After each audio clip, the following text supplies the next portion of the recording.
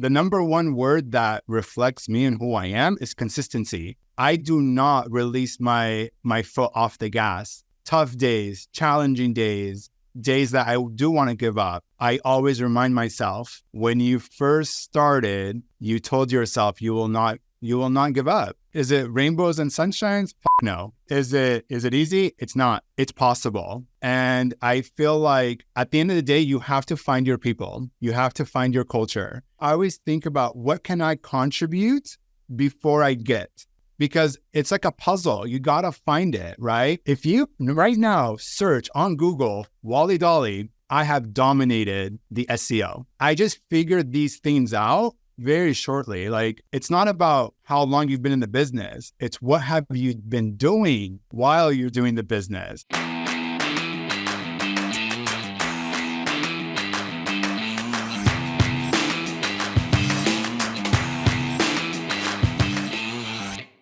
You're listening to the number one real estate podcast in the world, where we talk with real estate professionals all across North America about their wins, losses, lessons, stories, help you win in your local market today.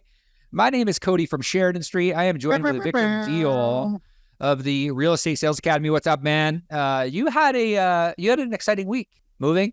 Dude, it's so crazy. Like, I'm like the least nomad out there. I had to ride my bike from the hotel. Salome was packed in a car full of like bags. We get to the apartment, which I've stayed in before. The security guard knows me. He wouldn't let me in. I was like, dude, I have a call in 20 minutes. The guy flaked on the call too. Like, what an asshole. So I was rushing Salome. Like, what a fucking dick. So I'm rushing Salome. I'm burning through 430 Medellin, Colombia traffic on a bicycle with potholes and you third world country traffic. I understand. I get to the house in 3 minutes from the hotel. It's like 2 miles away. I got here in like 6.5 minutes. It was like record speed, like Lance Armstrong, and I got shit on me. And we get here, the guy won't let me in. And he's like, oh, well, the last person that lived here, like somebody got raped and mugged and robbed and underage prostitute. I'm like, bro, that has nothing to do with me. Here's the email. Here's the confirmation. Here's the lady's name. Let me in. My car's outside. The guy's like, I'm going to leave all your stuff on the street corner. I got like a $10,000 like Nano V medical device in there. I was like, bro, I got my microphone, my shit. Like, it's all amazing. I don't know what to do.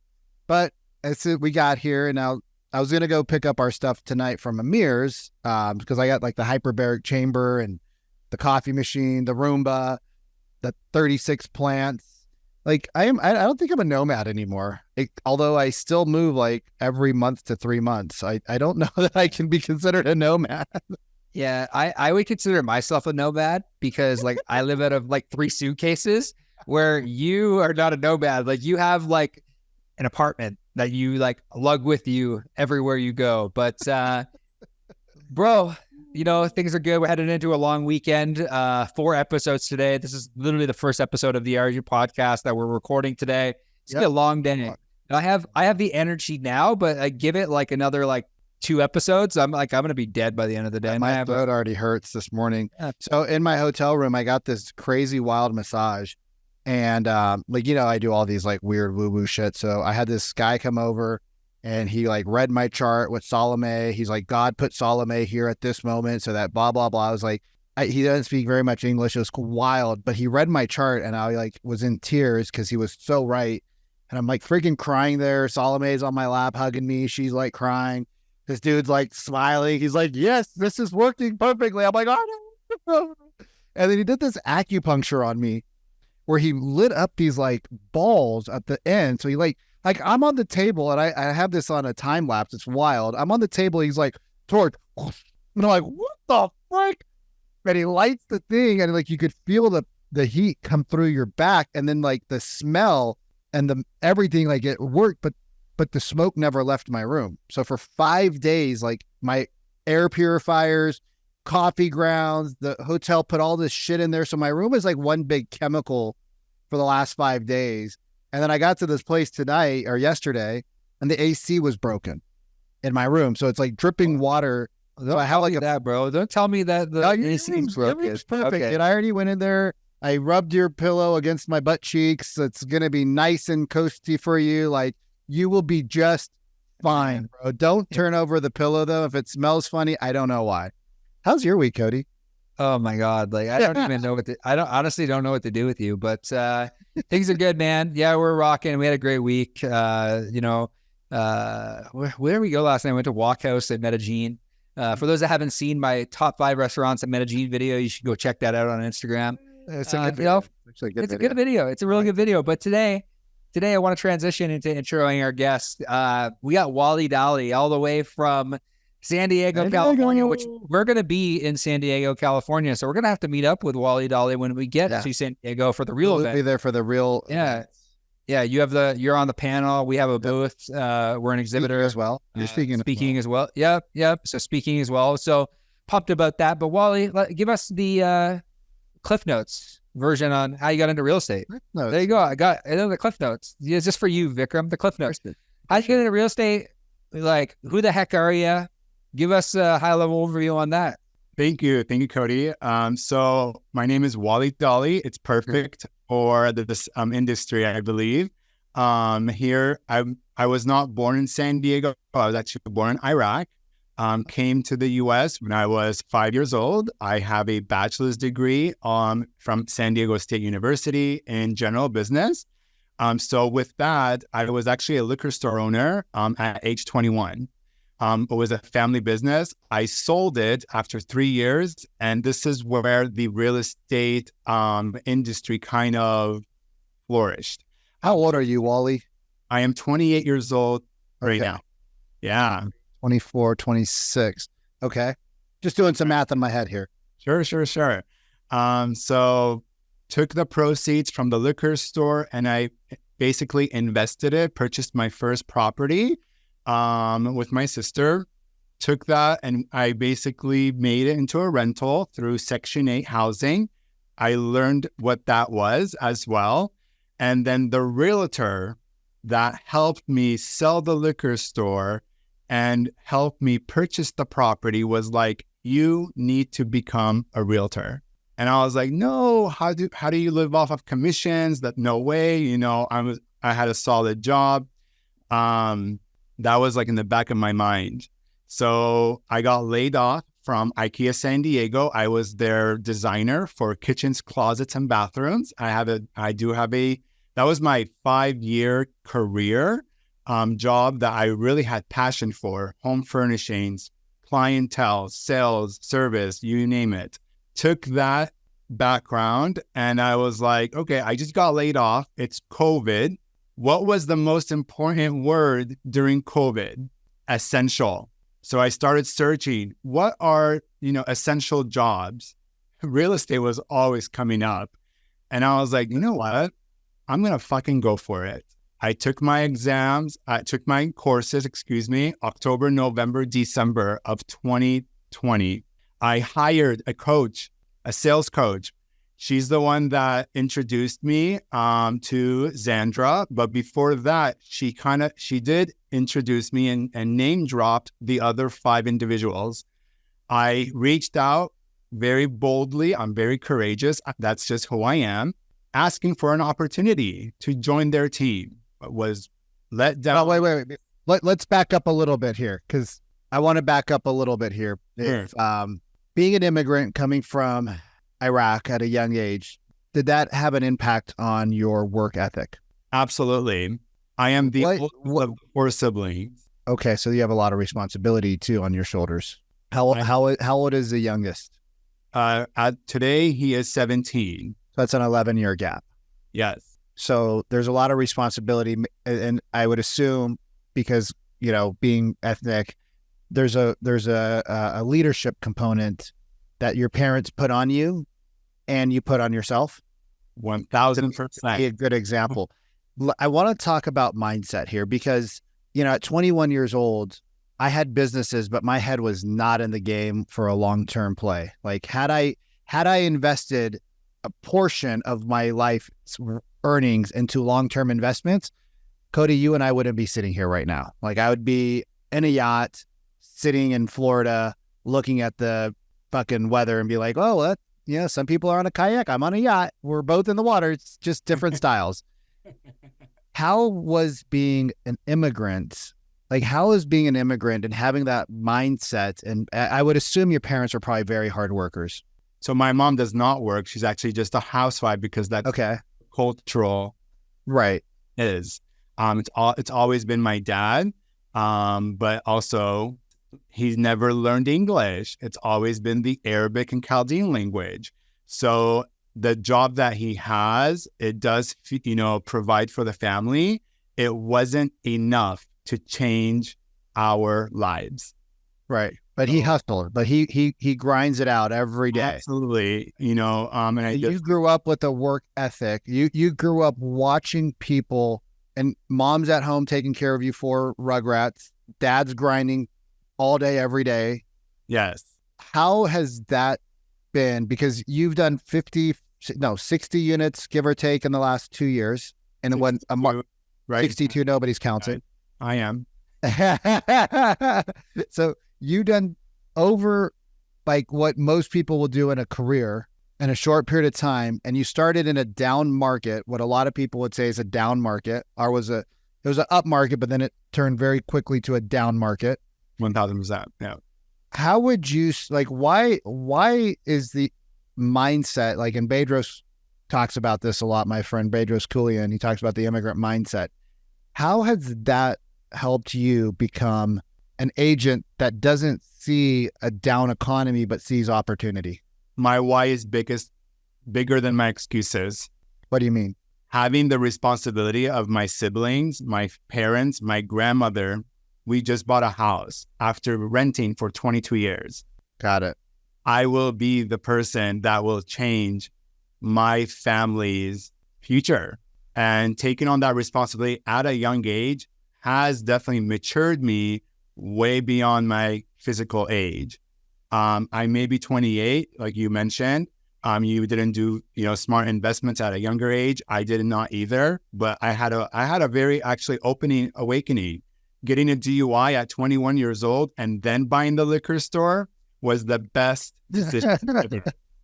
You know what I mean? So you learn from your mistakes. You definitely have to make sure that there is no excuses. Just get the fuck up and go do it. Right. And so what? Mm-hmm.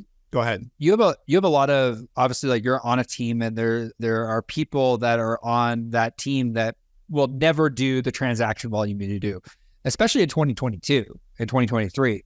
But that's like, to do 30 transactions in 2022 and to do 30 transactions in 23 in a down market is pretty incredible.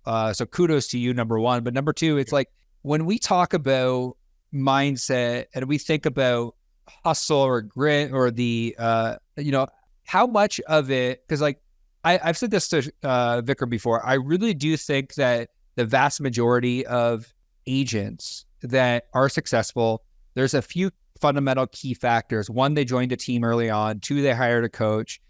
B, they've had business experience in the past. There seems to be common traits from us. Like we're now, I think, like 230 episodes into the Our Agent podcast.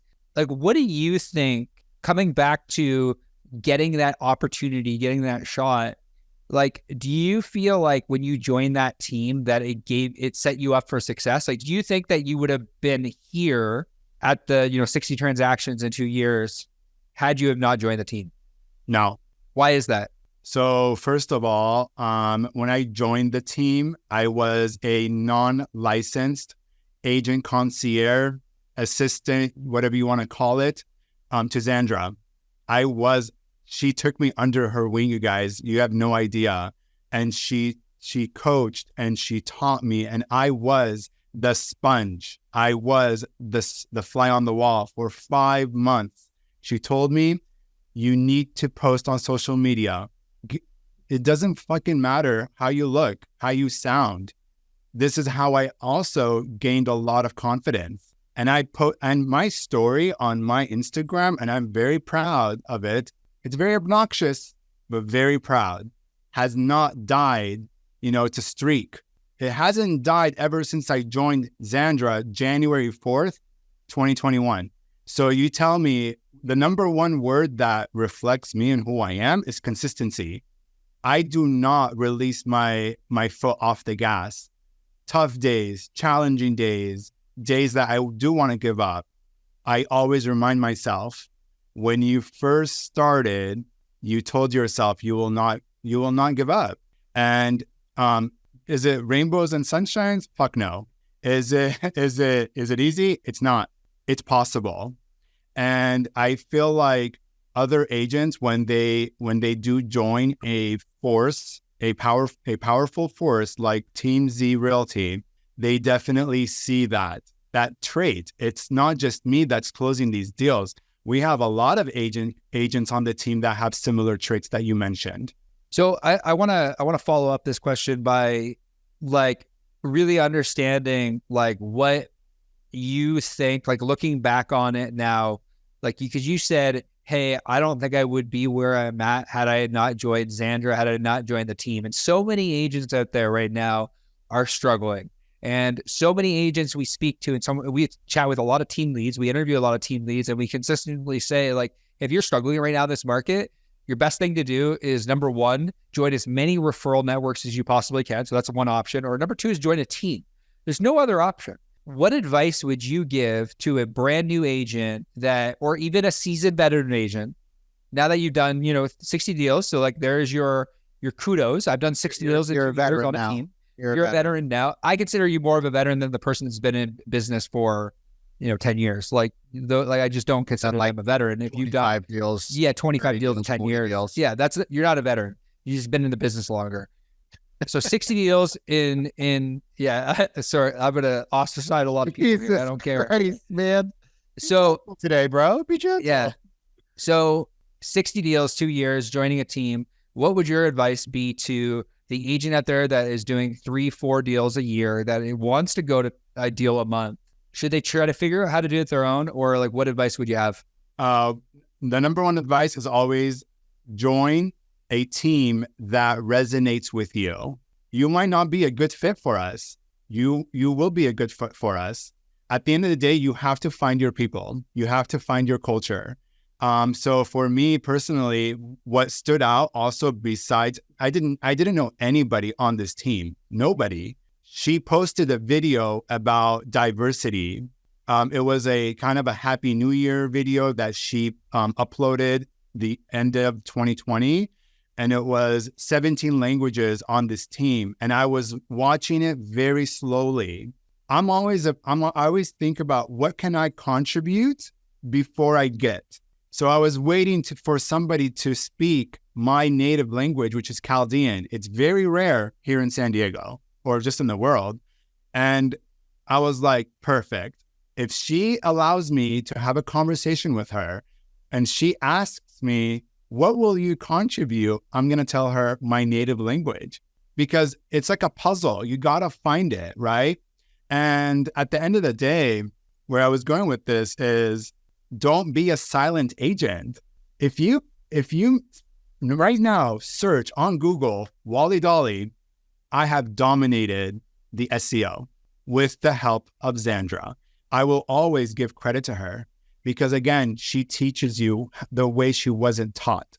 She's been a team lead, you guys, for 7 years. She's been licensed since 2006, but she really started her career as full-time agent 2013. I just figured these things out very shortly. Like, it's not about how long you've been in the business. It's what have you been doing while you're doing the business. So I'm sitting in my office. I come to this damn office every day. I want to talk about something you said earlier. Very passionate. I want to talk about something you said earlier. You said, I got into business and I joined a coaching company, right? And I talk to agents every day. Oh, I'm still a new agent. How long have you been in the business? 4 years.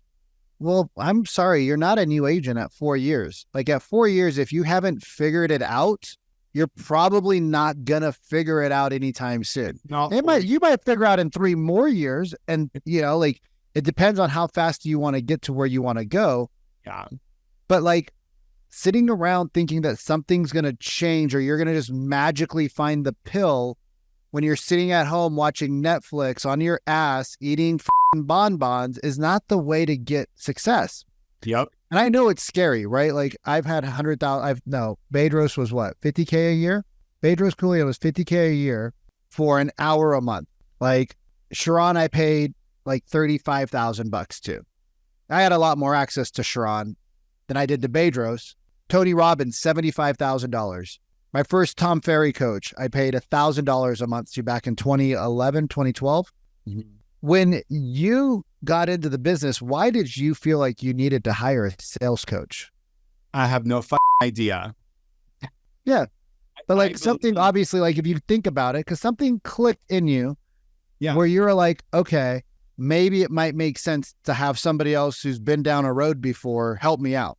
You know, it's crazy. That coach that we were talking about, she wasn't a real estate coach. She was a sales Probably coach. A better thing. That's probably a better thing because real estate coaches suck. Not really. Let me tell you this real quick. The sales coaches do. The real estate sales coaches do. Listen to this. So when she identified that I did have what it takes when it came to work ethic, the sales skills, the customer service, it was like, okay, he already has all these things. Like, why is he here? Right. And then I started asking myself, I actually fired them half of the term. I fired that coach. You know why? Because she called me arrogant and she called me, you're full of yourself. I'm not full of myself. I'm confident. I had these skills. I thought I needed a real estate coach. But what I will give to her is the connection that she made between me and Xandra. That's it. I've been always a self-taught person. When I bought the liquor store, I had no idea how to operate a liquor store.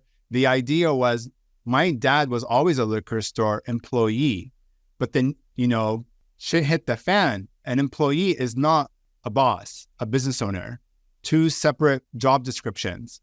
I became a business owner because I was put in a situation where I had to figure it out. Sorry for all my cusses. I'm very passionate.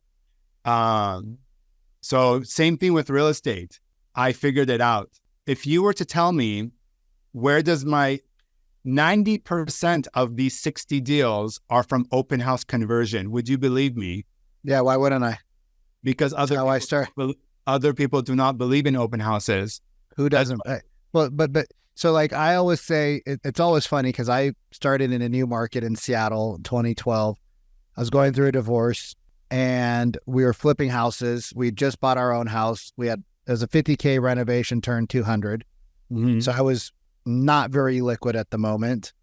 I ended up giving her the house, walked away, car, everything. And I slept in the back of a client's house. Like he's like, hey, it's a short sale. I'm moving to San Francisco.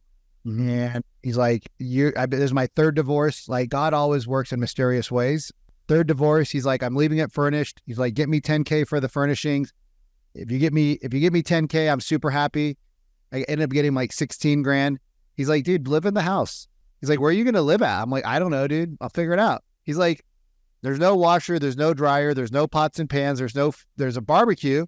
There's no propane. And I was like, okay. So I called my mom up and every day, Cody, I don't think I ever told you this. Every day when I had to wash clothes, I'd go into the laundry room and just see if God magically put a laundry machine there. I was like, I wonder if a laundry machine showed up when I was out hustling. And I went into the room because every day I went to the office.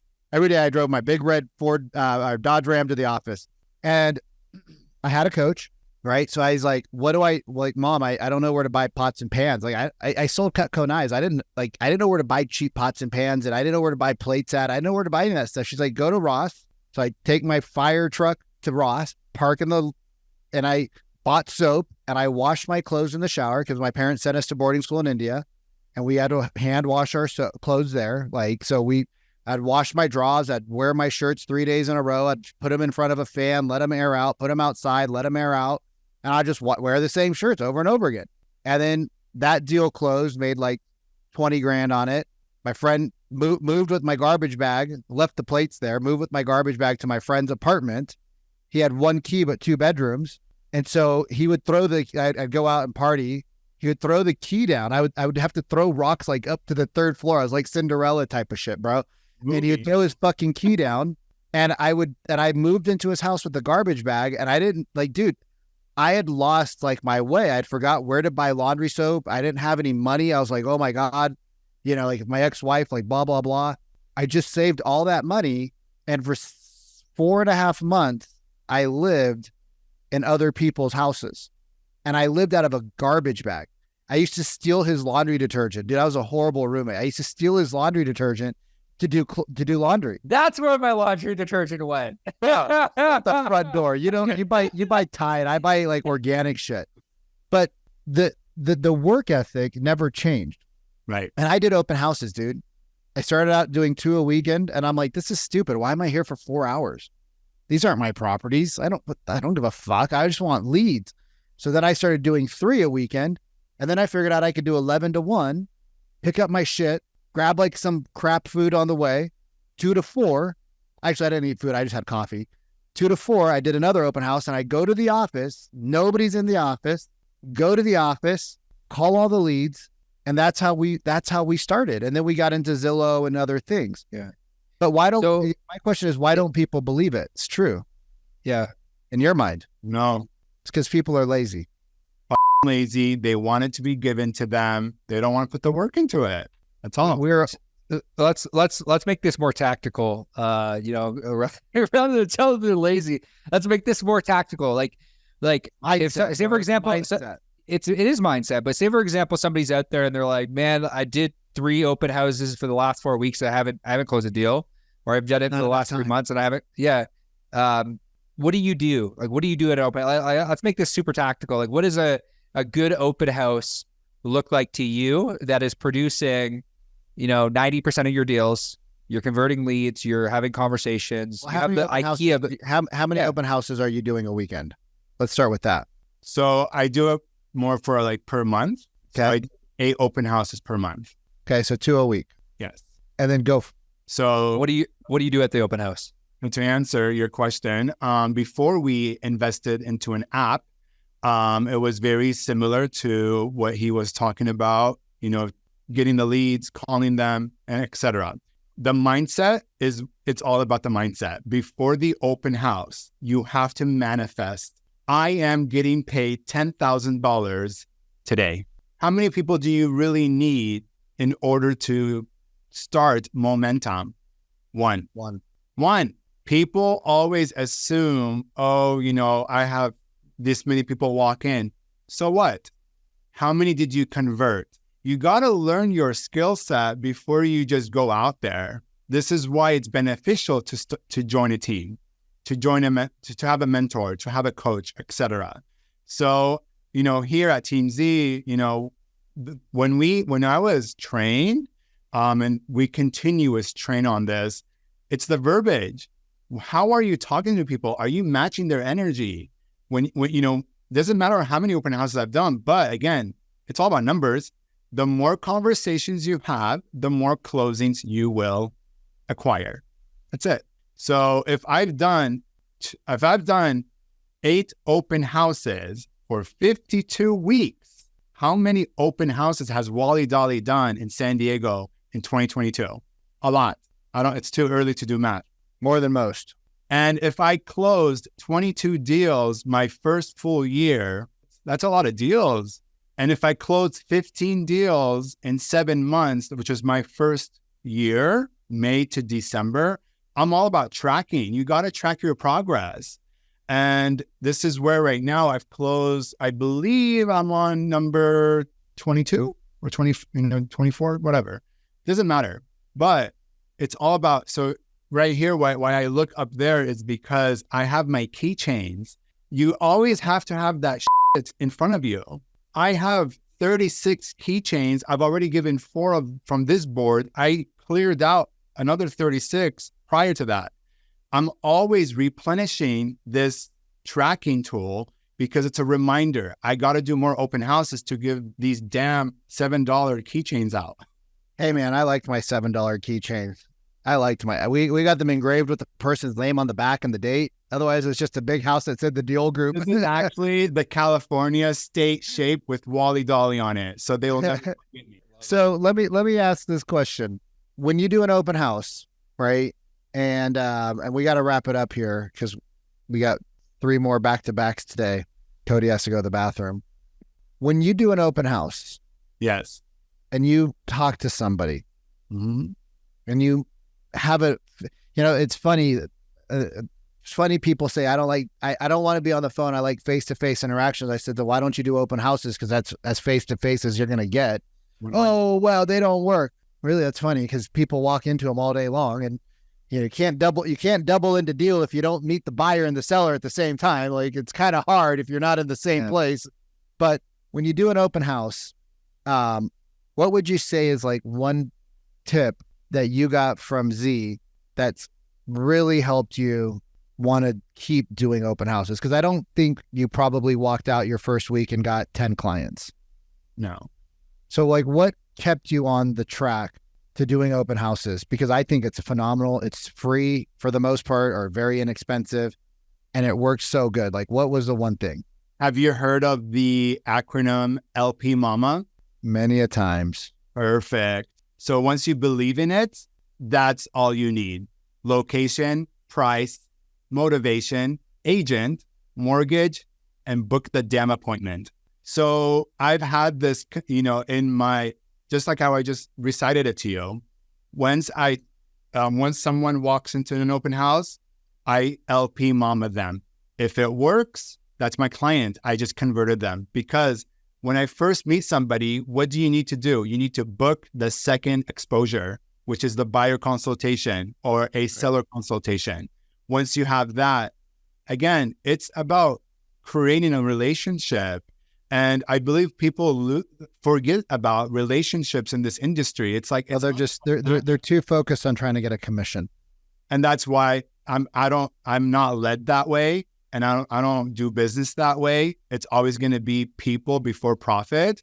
And this is why I never turn down any person. I've helped people buy land for $80,000 where I made $1,000. And I've helped people buy a $1 million home, and I've made $30,000. I've helped anybody that does come my way, regardless of the source. But majority of my business has come from open houses. Wally, where do people find you online? Social media, Instagram is my home. And what's your handle?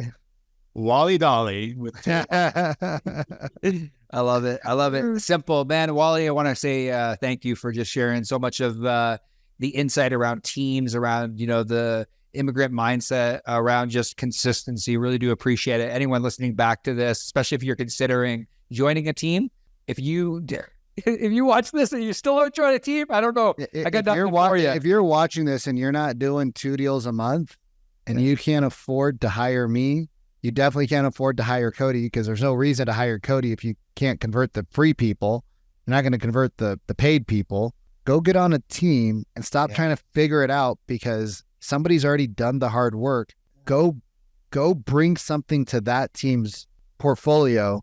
Yeah. Crush it. Yeah, Wally Dolly Associates. Let's go. Let's go.